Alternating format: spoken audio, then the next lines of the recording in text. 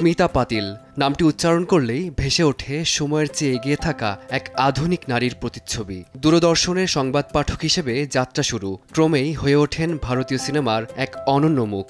মাত্র এক দশকের কর্মজীবন, কিন্তু তাতে জড়িয়ে আছে অসংখ্য কালজয়ী চরিত্র। बाबूजी सरकार, इस गांव में आदमी यहाँ पानी पीते, जानवर सब वहाँ। স্মিতা ছোট থেকে ছিলেন আত্মবিশ্বাসী ও সংবেদনশীল। পুনায় ফিল্ম অ্যান্ড টেলিভিশন ইনস্টিটিউট থেকে প্রশিক্ষণ শেষে শ্যাম বেনেগালের নিশান্ত সিনেমা দিয়েই নিজেকে আলাদাভাবে তুলে ধরেন বলি অঙ্গনে। ভূমিকা, চক্র কিংবা মান্ডি সিনেমাগুলোতে গণ্ডি ভেঙে নিজেকে উপস্থাপন করেছেন নতুন ভঙ্গিতে।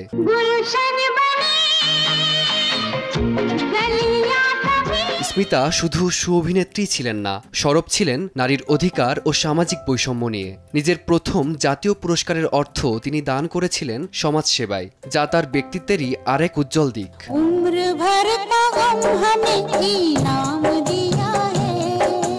তবে আলোয় মোড়া সেই জীবন শেষ হয়েছিল নিঃশব্দ এক ট্র্যাজেডিতে। মাত্র ৩১ বছর বয়সে সদ্যজাত ছেলেকে রেখে চলে যান চিরতরে। স্মিতা পাতিলের জীবন ও শিল্প প্রমাণ করে কখনো কখনো স্বল্প উপস্থিতির রেশও হয়ে ওঠে চিরকালীন।